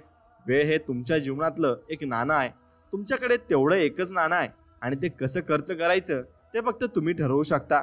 त्यामुळे सावध राहा, नाहीतर तुमच्याऐवजी दुसरेच कुणीतरी ते खर्च करतील. मित्रांनो, वेळ ही संपत्ती आहे असे म्हटले जाते, मात्र ही म्हण पूर्णपणे खरी नाही. खरी गोष्ट अशी आहे की वेळ ही संपत्तीची शक्यता आहे. जर तुम्ही वेळाचा सदुपयोग केला तरच तुम्ही पैसा मिळवू शकता. याउलट तुम्ही जर वेळाचा दुरुपयोग केला तर पैसे कमावण्याची शक्यता तुम्ही गमावता. आणि तुमच्याकडे असलेला वेळ किती किमती आहे ते तुम्हाला खरंच नक्की माहिती आहे. आणि नसेल तर पुढे दिलेल्या सूत्राचा प्रयोग करून तुम्ही ते जाणून घ्यायला शिकले पाहिजे. वेळाचे मोल जाणून घेण्याचे सूत्र तुमच्या एका तासाचे मोल तुमची कमाई आणि त्याच्या कामाचे तास असतात. तुमच्या कमाईला कामाच्या तासांनी भागल्यावर तुम्हाला तुमच्या एका तासाच्या वेळाचे आजचे मोल कळेल. समजा तुम्ही महिन्याला 20,000 रुपये कमवत आहात आणि त्यासाठी महिन्याला 25 दिवस रोज 8 तास काम करत आहात. याचा अर्थ तुम्ही एकूण 200 तास काम करत आहात. याचा अर्थ तुमच्या एका तासाचं मूल्य हे 20,000 रुपये कमाई भागीला 200 ते रुपये 100 आहे. आणि तुमचे 1 तास काम केल्याने तुम्हाला 100 रुपये मिळतात. या उदाहरणावरून असं लक्षात येईल की जर तुम्ही रोज 1 तास वाया घालवला तर याचा अर्थ तुम्हाला रोज 100 रुपयाचं नुकसान होत आहे. याचा अर्थ एका वर्षात तुम्ही 36,000 रुपये गमवत आहात. आणि तुम्ही जर 2 तास वाया घालवत असाल तर त्याचा अर्थ तुम्ही वर्षाला 72,000 रुपये वाया घालवत आहात. असा हिशोब केल्यानंतर तुमचे डोळे उघडतील. यावरून एक तर तुमच्या लक्षात येईल की वेळ वाया घालवण्यामुळे तुमचं केवढं आर्थिक नुकसान होईल. त्यामुळे तुम्ही वेळ वाया घालवणार नाही. दुसरं म्हणजे या हिशोबावरून तुम्हाला असं वाटलं की आपल्या एका तासाचं सद्यस्थितीतलं मूल्य समाधानकारक नाही तर ते वाढवण्याचे प्रयत्न तुम्ही नक्कीच कराल. आणि या सूत्राचा एकदाच प्रयोग करून तुमच्या जीवनात एक अद्भुत परिवर्तन येईल. वेळाचा उपयोग करताना तुम्ही अधिक सावध राहाल. वेळ वाया घालवणं तुम्ही थांबवाल आणि तुमच्या हातात असलेल्या वेळाचा जास्तीत जास्त चांगला उपयोग करण्याचे मार्ग तुम्ही शोधून काढाल. कमी वेळात जास्त काम कसं करता येईल यावर उपाय शोधाल. आणि हे सर्व कशामुळे तर आपल्या कामाचं एक मीटिंगही आणि मिनिटही वाया न घालवता आपलं एवढं आर्थिक नुकसान होतंय हे समजल्याचा परिणाम म्हणून. आणि आधुनिक मनुष्य अशा गोष्टींसाठी पैसे कमवण्याच्या मागे वेळासारखा लागलेला आहे की ज्याचा आनंद वेळाच्या अभावी त्याला घेता येत नाही. माणूस खर्च करू शकत असलेल्या गोष्टींमधील सर्वात मौल्यवान गोष्ट म्हणजे वेळ आहे. म्हणून मित्रांनो, वेळाच्या सर्वश्रेष्ठ उपयोगाचे 30 सिद्धांत मी तुम्हाला सांगणार आहे आणि ते तुम्ही नीट ऐकून घ्या. मित्रांनो, वेळाच्या सर्वश्रेष्ठ उपयोगाचा पहिला सिद्धांत आहे वेळाचं लॉगबुक तयार करा आणि तुमचा वेळ कुठे कसा चाललाय हे तुम्ही लिहायला शिका. घड्याळाकडे बघत बसू नका. जे घड्याळ करतं ते तुम्ही करा, चालत राहा. ज्याप्रमाणे तुम्ही पैशाचं अंदाजपत्रक बनवता तसंच वेळाचंही अंदाजपत्रक बनवा. ते बनवताना आपले पैसे कुठे खर्च होत आहेत याचा हिशोब ठेवावा लागतो. वेळाच्या बाबतीतही हेच धोरण ठेवा. एका डायरीत एका आठवड्यात कोणत्या कामावर किती वेळ खर्च झाला याच्या नोंदी ठेवा. आणि ड्रायव्हरांच्या भाषेत त्याला लॉगबुक म्हणतात. गाडी किती किलोमीटर चालली आणि कुठपर्यंत चालली याचा हिशोब ते यात लिहितात. आणि वेळाच्या अशा लॉगबुकमध्ये जेवढा वेळ बारीक सारीक हिशोब लिहाल तितका तुम्हाला जास्त फायदा होईल. या लॉगबुकमध्ये पहिल्यांदा तुम्ही स्तंभात त्या कामासाठी घडलेल्या वेळाचा हिशोब लिहा, म्हणजे एखाद्या महत्त्वाची गोष्टी नोंद सुटणार नाही. म्हणून वरील तुम्ही नक्कीच लिहून ठेवलं असेल तर त्या पद्धतीचं लॉगबुक तुम्ही कम्प्युटरवर, एक्सेल शीटवर किंवा इतर कुठलेही सॉफ्टवेअर वापरून करू शकता. यात एक आठवड्यातील प्रत्येक तासाचा तपशील लिहा. आणि मी खात्रीने सांगतो की हे लॉगबुक लिहिल्यावर तुमचे डोळे उघडतील. आपला वेळ कुठल्या कामात जातो हे तुम्हाला लक्षात येईल आणि कळेल. मोबाईलचे कॉल रजिस्टर रात्री बघा, त्यावरून तुम्हाला कळेल इंटरनेटवर किती वेळ तुम्ही किती घालवता आणि ते देखील तुम्हाला त्यावरील घड्याळ बघून कळेल. एका आठवड्यानंतर रविवारी निवांतपणे बसून वेळाच्या सगळ्या नोंदीचं विश्लेषण करा. असं केल्याने तुम्ही इंटरनेट, मोबाईल, टीव्ही भेगीसाठी यासाठी किती वेळ घालवतात ते तुम्हाला कळेल. आणि माणूस मुळात आळशी असतो, त्यामुळे तुमचं मन अशा प्रकारच्या विश्लेषणाच्या भानगडीत न पडण्याचे मार्ग शोधण्याचे प्रयत्न करेल.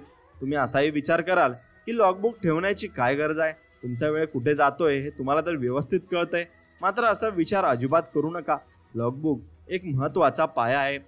त्याच्यावर तुम्ही वेळाच्या नियोजनाची इमारत उभी करू शकता.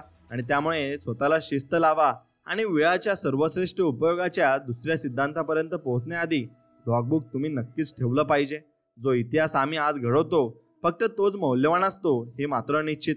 आणि लॉगबुक हे तुम्ही खर्च केलेल्या वेळाचा एक्सरेच असतो. आणि म्हणून जेव्हा तुम्ही आजारी पडता तेव्हा डॉक्टर आजाराचं मूळ शोधण्यासाठी मेडिकल टेस्ट आणि एक्सरे करायला सांगतात. एक्सरे प्रमाणे लॉगबुक वेळाच्या बाबतीत आवश्यक आहे, कारण त्याला विश्लेषणातून तुम्हाला नियोजनाची समस्या काय आहे याचे बारकावे कळतील. समस्येच्या मुळाशी जाता येईल. वेळाच्या नियोजनासाठी सर्वप्रथम तुमचा वेळ कुठे आणि किती खर्च होतो हे जाणून घेणे आवश्यक आहे. तुम्ही केलेली कोणती कामे महत्त्वाची आहेत आणि कोणती महत्त्वाची नाहीत, कुठे कुठून वेळ काढता येईल आणि कोणती कामे पूर्ण किंवा अंशतः सोडून देता येतील याचे विश्लेषण लॉगबुकमुळे तुम्हाला करता येईल. जीवनातील एक नियम आणि एखादी नवीन गोष्ट करण्यासाठी कोणती तरी जुनी गोष्ट करणं सोडून द्यावी लागते. तुम्हाला एखादी गोष्ट मिळवायची असेल तर त्याची संधी चुकवावी लागते. तुम्हाला जर वेळाचा सर्वश्रेष्ठ उपयोग करायचा असेल तर त्यासाठी आवश्यक ती किंमत चुकवावी लागेल. आणि जुन्या गोष्टी सोडवण्यासाठी मनावर दगड ठेवून, भावना बाजूला ठेवून आपण काय करत आहोत याचं विश्लेषण करायला लागेल. सर्जन शस्त्रक्रिया करताना ज्याप्रमाणे चलबिचल न होता चाकूने शस्त्रक्रिया करतो, तेवढीच निर्ममता तुमच्या मनात हवी. फालतू गोष्टीत वेळ घालवणं कसे योग्य आहे ते तर्क वापरून सिद्ध करण्याच्या मोहाला कधीच बळी पडू नका. आणि लॉगबुकमध्ये वेळाचा हिशोब लावताना त्याचं विश्लेषण निष्पक्षपातीपणे करा. जणू काही तुम्ही दुसऱ्या एखाद्या व्यक्तीचा वेळाचा हिशोब करत आहात. आणि जे करण्याची शक्ती आपल्याकडे आहे ते न करण्याची शक्ती आपल्याकडेच आहे हे तुम्ही ओळखलं पाहिजे. आणि आपण ती गोष्ट नाकारतो आहे आणि तिला इग्नोर करतो आहे तर त्यात नुकसान हे पूर्णपणे आपलेच होत असते. कोणत्या गोष्टीत तुमचा निरर्थक वेळ जातोय किंवा किंवा कोणत्या गरजेपेक्षा जास्त वेळ तुम्ही कशात घालवत आहात, कोणत्या गोष्टी करणं पूर्णपणे सोडून देणं किंवा काही गोष्टींमधला अनावश्यक वेळ काढून टाकता येईल हे या विश्लेषणाचे उद्दिष्ट आहे. याबाबत गंभीरपणे विचार करा, कारण काही गोष्टी टाळून वेळ काढण्याशिवाय नवीन गोष्टी करायला वेळ मिळणं शक्य नाही. पुढच्या सिद्धांतात तुम्ही तुमचे आर्थिक लक्ष निश्चित करा. हे लक्ष साध्य करण्यासाठी तुम्हाला जादा वेळ काढण्याची गरज भासणार आहे. आणि जर तुम्ही जुन्या अनावश्यक गोष्टी करणं सोडलं तरच तुम्हाला नवीन गोष्टी करण्यासाठीचा जादा वेळ मिळू शकेल. आणि वेळाच्या हिशोबाचं विश्लेषण करताना ज्या गोष्टी तुमच्या प्रगतीच्या दृष्टीने महत्त्वाच्या नसतील त्यांच्या खाली लाल पेनाने रेघा मारा. टीव्ही बघणं, मोबाईलवर बोलणं, मित्रांसोबत पार्टीत जाणं या गोष्टी अशा प्रकारे अनावश्यक असू शकतात. जर तुम्ही अगदी गंभीरपणे विश्लेषण केलं तर अशी कितीतरी उदाहरणं तुमच्या लक्षात येतील. आणि चुटकीसरशी मग तुम्ही काही तास नवनिर्मितीसाठी मिळवू शकाल. आणि ज्या गोष्टी करण्यातून तुमच्या हाती काहीच लागत नाही अशा अनावश्यक गोष्टीतला वेळ उपयुक्त गोष्टी करण्यात तुम्ही कामी आणू शकता हे मात्र निश्चित. म्हणून जे लोक स्वतःच्या वेळेचा सर्वात जास्त अपव्यय करतात तेच सर्वात आधी वेळ कमी पडतो म्हणून रडगाणं गात असतात. असं बघा, वेळाचं लॉगबुक ठेवण्याआधी जर तुम्हाला कोणी विचारलं असतं की तुम्ही किती वेळ वाया घालवता तर तुम्ही तावातावाने म्हटलं असतं, छे मी जराही वेळ वाया घालवत नाही. हा मनुष्य स्वभाव आहे, त्याला नेहमीच असं वाटतं की तो जे करतो ते बरोबर असतं. याचं मुख्य कारण असं आहे की आपण काही चुकीचं करत आहोत याबाबत तो अभिमानास्पद नक्कीच अनभिज्ञच असतो. आणि आपण काही चुकीची गोष्ट करतोय हे त्याला माहिती असलं तर त्याने ती गोष्ट केलीच नसती. वेळाच्या नियोजनाच्या बाबतीत असंच होतं. तुमचा दोष नसतो. तुमचा किती वेळ अनावश्यक खर्ची पडतोय आणि कुठे खर्ची पडतोय याचं भानच तुम्हाला नसतं. लॉगबुकमध्ये हा हिशोब लिहाल तेव्हाच तुम्हाला भान येईल. म्हणूनच वेळाच्या सर्वश्रेष्ठ उपयोगाचा पहिला सिद्धांत म्हणजे लॉगबुक लिहायला सुरुवात करा. 8 तास नोकरी आणि 8 तास झोपेनंतर उरलेले 8 तासच कुठे हरवून जातात ते समजणारही तुम्हाला नाही. म्हणून वेळाच्या सर्वश्रेष्ठ उपयोगाचा पुढचा सिद्धांत तुम्हाला नक्कीच ऐकावा लागेल. आर्थिक ध्येय तुम्हाला ठरवायला लागेल आणि आर्थिक ध्येय ठरवले तरच तुम्ही पुढचा पाया रचू शकता. ध्येय ठरवल्यामुळे तुमच्या योजनेला एक स्वरूप येते. योजनेमुळे कोणते कार्य करायचे ते ठरते आणि कार्यामुळे परिणाम साध्य होतात आणि परिणामांमुळे तुम्हाला यश मिळते. आणि हे सर्व ध्येय निश्चितीपासून सुरू होते. म्हणून ध्येय जर निश्चित नसेल तर तुमचे यशही अनिश्चित आहे. आणि आपल्याला कुठे पोहोचायचे आहे हेच जर माहिती नसेल तर तुम्ही कुठे पोहोचणार नाही.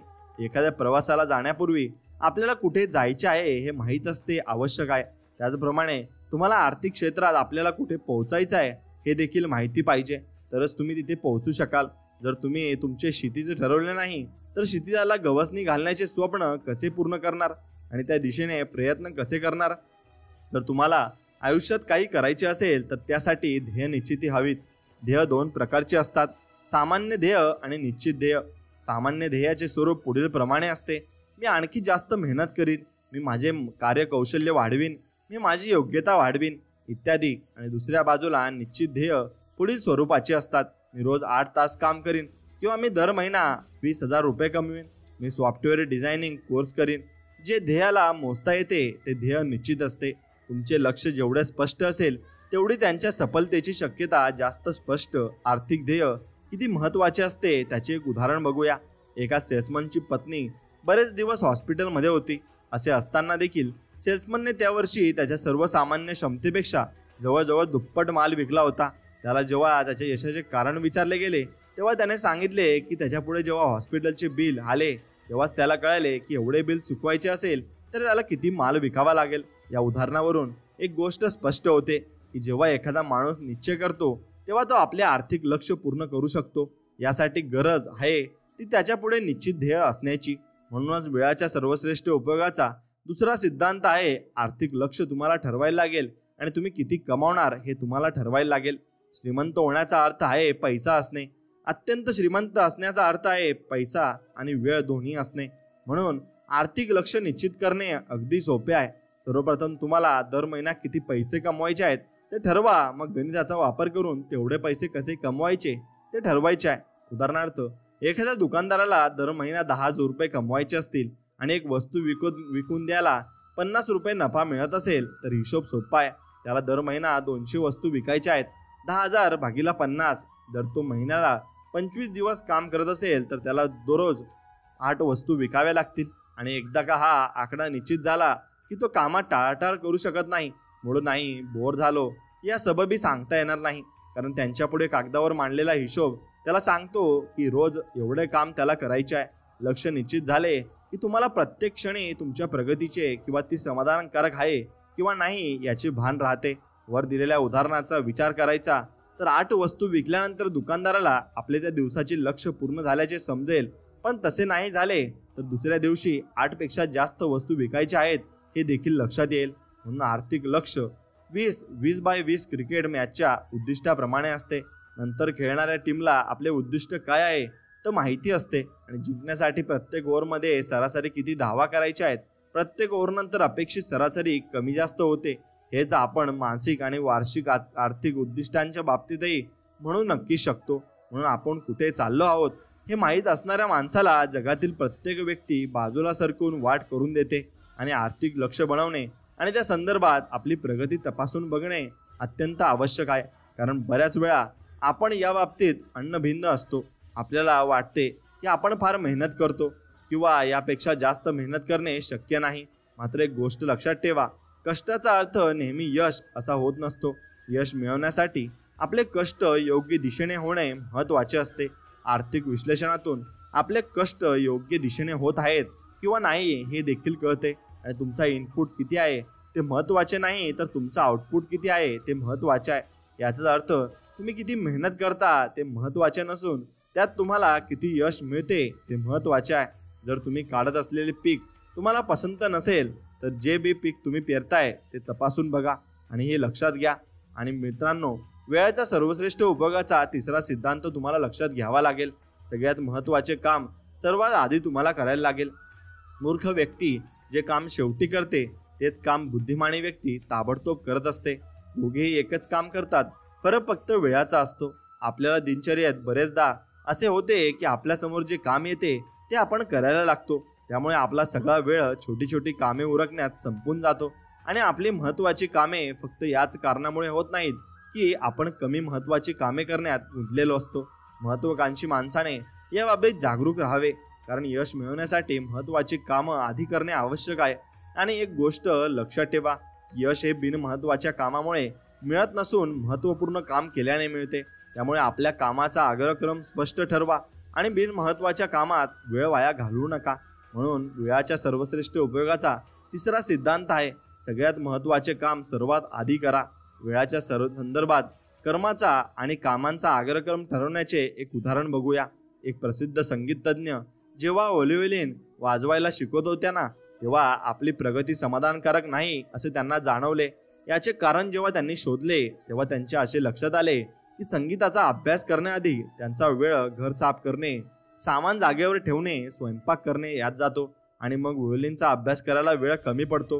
हे लक्षात आल्यानंतर त्यांनी ठरवले की त्यांच्यासाठी संगीत महत्त्वाचे आहे आणि असल्याने सगळ्यात आधी संगीताचा अभ्यास करायचा, त्यानंतर बाकी सारी कामे करायची. अशा प्रकारे स्वतःला शिस्त लावल्याने त्यांनी संगीत क्षेत्रात उल्लेखनीय प्रगती केली, कारण त्या आता सगळ्यात महत्त्वाचे काम अग्रक्रमाने करत होत्या. आणि या उदाहरणावरून ही गोष्ट स्पष्ट होते की प्रत्येक महत्त्वाकांक्षी माणसाला सगळ्यात महत्त्वाचे काम सर्वात आधी केले पाहिजे. मात्र त्यासाठी कोणते काम महत्त्वाचे ते त्याला माहिती पाहिजे. त्याच्याजवळ कामांच्या अग्रक्रमाची योजना तयार पाहिजे. असे करणे अगदी सोपे आहे. एका डायरीत ए, बी आणि सी असे 3 कॉलम तयार करा. ए कॉलममध्ये आपले सर्वात महत्त्वाचे काम लिहा, असे काम की जे करणे तुम्हाला अनिवार्य वाटते. बी कॉलममध्ये अनिवार्य नाही पण करणे महत्त्वाचे आहे अशा कामांची नोंद करा. सी कॉलममध्ये अनिवार्य नाही आणि महत्त्वाचे नाही अशा सामान्य कामांची नोंद करा. आणि त्याने रिकाम्या विहिरीत रिकामी बादली सोडण्यात अख्खे आयुष्य घालवले आणि आता ती वर काढण्यात आपले म्हातारपण वाया घालवत आहे. म्हणून असे कधी करू नका. मित्रांनो, दिवसाची सुरुवात ए कॉलम मधल्या पहिल्या कामाने करा. म्हणजे A1 हे काम सर्वात आधी करा. ते काम सर्वात अनिवार्य असेल ते काम झाले की मग त्या कॉलम मधील दुसरे काम करायला घ्या. आणि मग अशा प्रकारे ए कॉलम मधील सर्व कामे पूर्ण करा. ए नंतर बी कॉलम मधील कामे करा आणि वेळ उरलास तरी कॉलम मधील सी मधली कामे करा. महत्त्वाचा क्रम ठरवताना आपल्या प्राथमिकतानुसार कामाची यादी बनवणे अत्यंत महत्त्वाचे असते. या बाबतीत रॉबर्ट जे मेकनचे हे म्हणणे लक्षात ठेवले पाहिजे. बरीच मोठी ध्येय साध्य न होण्याचे कारण म्हणजे आपण छोट्या छोट्या गोष्टी आधी करण्यात वेळ वाया घालवतो. आणि बोललेल्या किंवा लिहिलेल्या शब्दातील सर्वात दुःखी शब्द म्हणजे मी हे काम करू शकलो असतो. म्हणून असं तुम्ही कधी करू नका. ते काम तुम्ही करू शकला असता आणि करू शकणारच आहेत. फक्त तुम्हाला ते काम करण्यामागील कारण सापडले पाहिजे. ते कारण जर तुम्हाला निश्चित सापडले तर निश्चितच तुम्हाला त्यात सुख प्राप्त होईल. आणि ज्यांच्या मनात समोरच्याच्या सुखी पाहण्याचा भाव असतो ना, त्यांच्या इतकं समाधानी जगणं दुसरं कोणतंही नसतं. आणि मित्रांनो, विश्वासघात तुम्ही आयुष्यात कोणासोबत करू नका. विश्वासघात करणे खूप सोपे आहे, पण विश्वास जपणे मात्र खूप कठीण आहे. आणि वर्तमान काळ आखीव असला की भविष्यकाळ रेखीव बनून जातो. आणि मित्रांनो, जीवनात तुम्ही फुले हरवण्याची भीती फुलदाणीला असते, झाडाला नाही. म्हणून तुम्ही झाड बनायला शिका आणि प्रत्येकाला मदत करायला शिका. आयुष्यातील काही निर्णय चुकत नसतात, तर ते शिकवत असतात. आणि ते निर्णय आपल्याला पुढे जीवनात भरपूर काही शिकवून पुढे जाण्यासाठी प्रेरित करत असतात. म्हणून तुम्हाला ही जीवन हे प्रेरित करत असणार आहे. फक्त तुम्ही ते त्याप्रमाणे जगले पाहिजे आणि त्याप्रमाणे तुम्ही दोघींमधील बदल हा नीट सामावून घेतला पाहिजे. आणि मित्रांनो, 2 व्यक्तींमध्ये संभाषण नाही तर संवाद होणं आवश्यक असतं. परमात्मा कधीच कोणाचं भाग्य लिहित नाही. भाग्य लिहितात ते आपले विचार, व्यवहार आणि कर्म असतात. आणि ज्यांची नीती चांगली असते ना, त्यांची उन्नती कधी थांबत नसते.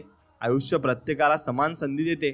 फरक फक्त इतकाच आहे की काही जण ती संधी ओळखतात तर काही जण त्याकडे दुर्लक्ष करत असतात. सुंदर क्षणांची वाट पाहण्यापेक्षा लाभलेले क्षण तुम्ही सुंदर करायला शिका. आणि सुख मागून मिळत नाही, सुख शोधून सापडत नाही. सुख अशी गोष्ट आहे जी दुसऱ्याला दिल्याशिवाय आपल्यालाही ते मिळणार नाही. आणि संकल्प कोणताही न राहो अपूर्ण, प्रत्येक इच्छा होय सर्वांची सदैव पूर्ण. आणि स्वामींच्या कृपेने राहो घर संपन्न, आणि सर्व काही धनधान्य आणि प्रेमाने भरो तुमचे जीवन. हेच मी स्वामींच्या चरणी मागेल आणि स्वामींना मी हीच प्रार्थना करेल. म्हणून मनाला समजून घेणारी सगळीच नाती आपली नसतात. जिथे जपणूक होते तिथे भावनांची तीच नाती आपली असतात. म्हणून समर्थन असो किंवा विरोध, विचारांचा असावा, व्यक्तीचा नव्हे. आणि मित्रांनो, उंच उडण्यासाठी पंखांची गरज फक्त पक्ष्यांना असते, मनुष्याला तर फक्त विनम्रताच पुरेशी असते. मग तो उंच उडू शकतो आणि त्याच्याजवळ गर्व आणि अहंकार नसायला हवा. वेळेवर विश्वास ठेवा. घडणाऱ्या प्रत्येक गोष्टीमागे काहीतरी कारण असते, हे वेळ सिद्ध करून दाखवत असते.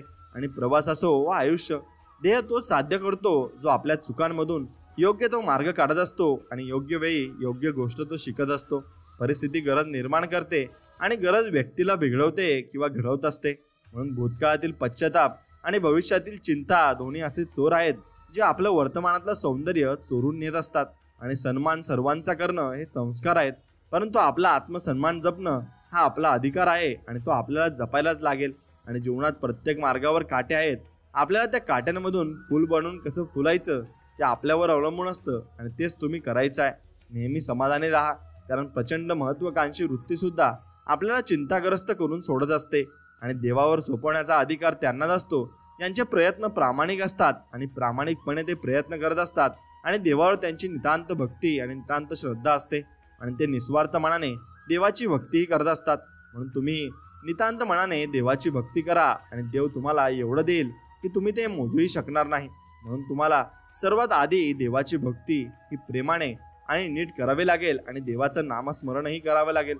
ते नामस्मरण केलं की तुम्हाला सर्व काही जीवनामध्ये शक्य होईल आणि सर्व काही तुम्ही करू शकाल. स्वामींवर विश्वास ठेवा, सर्व काही शक्य होईल. मित्रांनो, हा व्हिडिओ तुम्हाला मनापासून आवडला असेल तर व्हिडिओला एक लाईक करा आणि आपल्या चॅनलला सबस्क्राईब करून बाजूला असलेली घंटी नक्कीच दाबा. चला तर मग हा व्हिडिओ लगेच तुमच्या आवडत्या मित्राला शेअर करा. भेटूया नवीन एक व्हिडिओमध्ये. तोपर्यंत जय श्रीराम, श्री स्वामी समर्थ. जय जय स्वामी समर्थ. धन्यवाद.